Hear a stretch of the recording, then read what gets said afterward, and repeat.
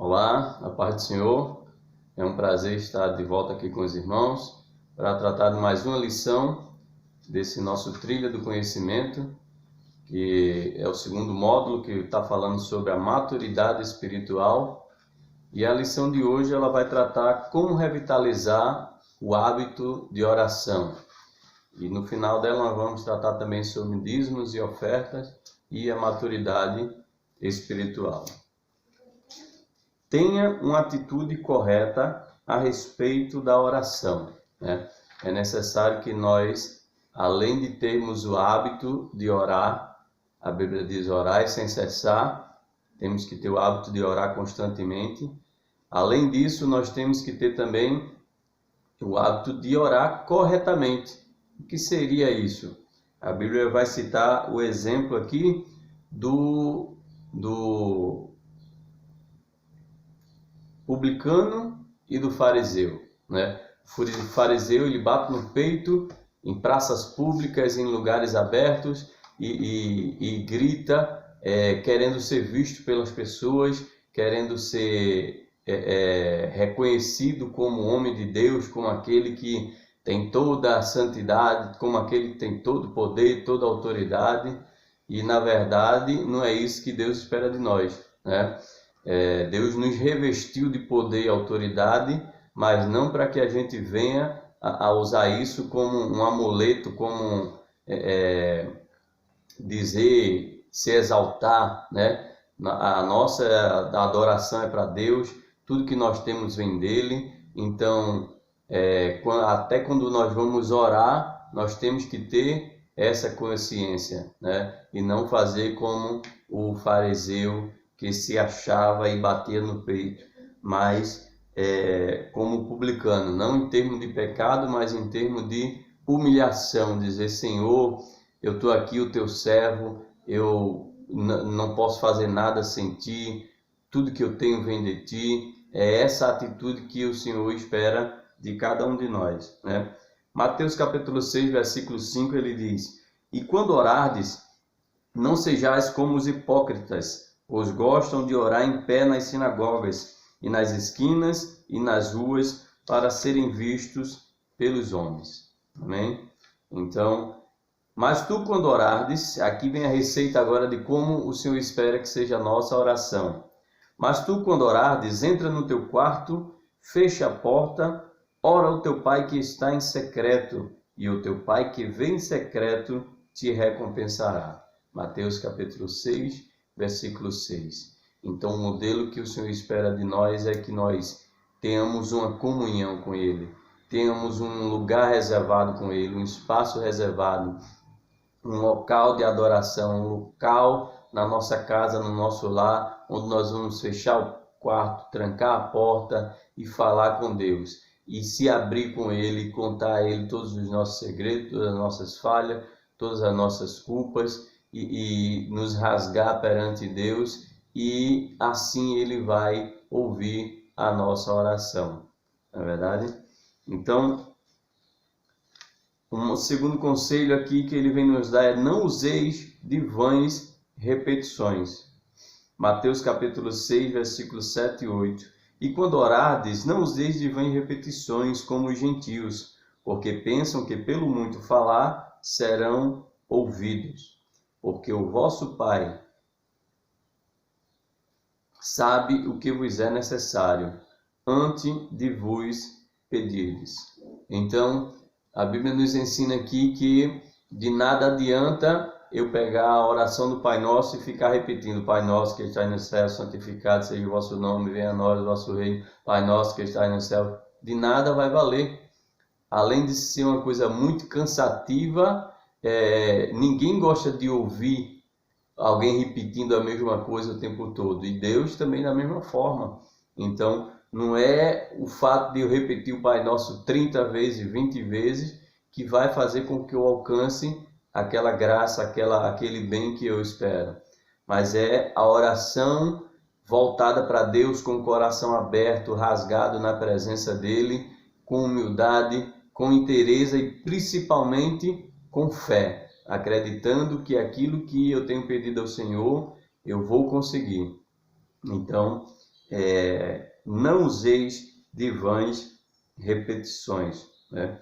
Então, a nossa oração, aí o Senhor ele nos deixa aqui a oração do Pai Nosso. Para que serve a oração do Pai Nosso? Não é para ser repetida, mas ela serve de modelo para nós entendermos como é a oração que Deus ele quer que nós oremos, né? E Jesus inicia ali, Pai Nosso que está nos céus, ele começa glorificando o nome de Deus, santificado seja o vosso nome. Nós temos que ter nessa consciência que na nossa oração nós estamos ali conversando com Deus e devemos exaltar o seu santo nome, devemos bendizer o seu santo nome através da nossa oração. Segundo ponto da nossa oração, nós devemos agradecer. Temos que ser grato a Deus por tudo quanto Ele nos fez. Então eu comecei louvando o nome do Senhor, agora eu continuo agradecendo por tudo que Ele já me concedeu, que é também um louvor a Deus. Aí depois agora eu começo a pedir, a apresentar a Deus as minhas petições, né? O pão nosso de cada dia, dar-nos hoje o sustento que eu preciso, que a minha família precisa. A Bíblia diz, olha Senhor, não deixa que eu seja tão rico para me esquecer de Ti, mas também não deixa que eu seja tão pobre para não blasfemar o Teu nome. Então, essa medida deve estar no nosso coração e nós devemos pedir ao Senhor aquilo que necessitamos. Então, nós podemos fazer uma lista de tudo que nós temos a agradecer ao Senhor.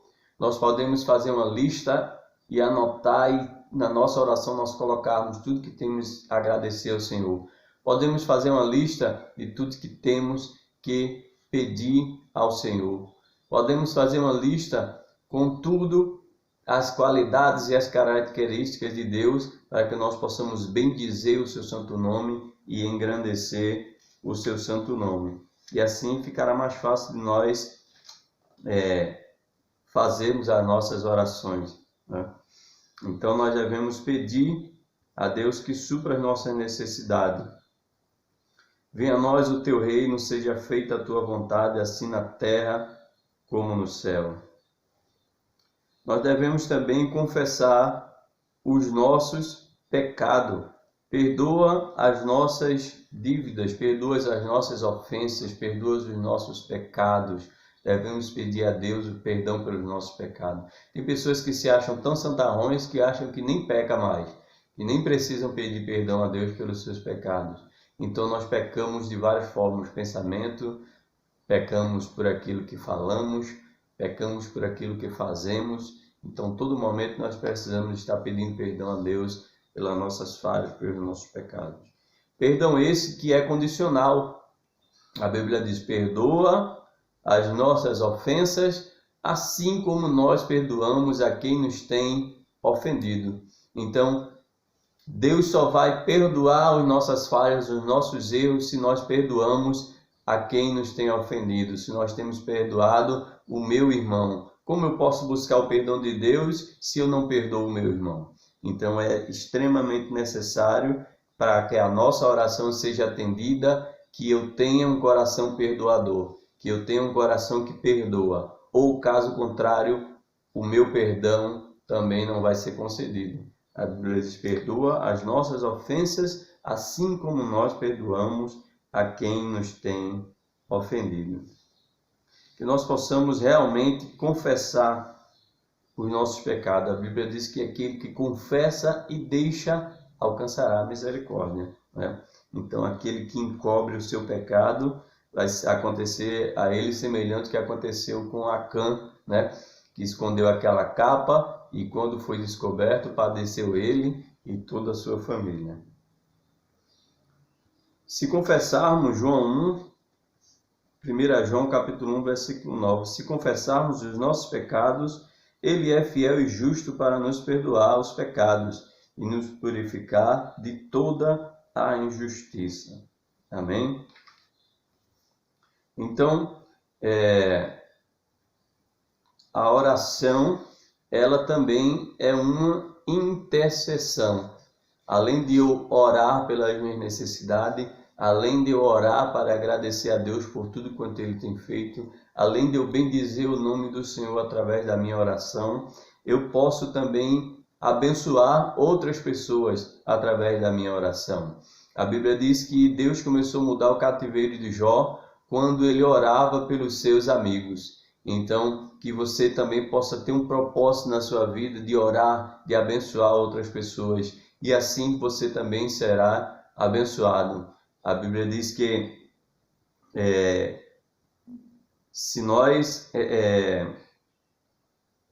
podemos orar como uma forma de intercessão. A gente pode fazer também uma lista do nome de pessoas por quem nós podemos orar, por quem nós queremos orar. E vamos fazer essa lista, colocar os nomes e famílias daquelas pessoas, e a gente pode orar por diferentes pessoas, né? E o Senhor ele vai nos abençoar através dessa intercessão, do ministério da intercessão. Nós devemos ser intercessores, e assim o Senhor ele se agrada de cada um que ora e pede a Deus pelos seus amigos. A Bíblia diz, ainda no modelo de oração, que nós devemos orar para que o Senhor não nos permita cair em tentação. Mateus capítulo 9, versos 3. Mas não nos deixe entrar em tentação, mas livra-nos do mal. Amém? Os crentes enfrentam batalhas espirituais todos os dias. Todos os dias Satanás quer destruir através da tentação, do medo. E orando e buscando a Deus, você adquire confiança para enfrentar qualquer situação. Porque o Espírito que está em você é mais forte do que o Espírito daqueles que pertencem ao mundo. O Espírito que está em nós, ele nos dá autoridade, ele nos dá poder de enfrentar o diabo. Amém?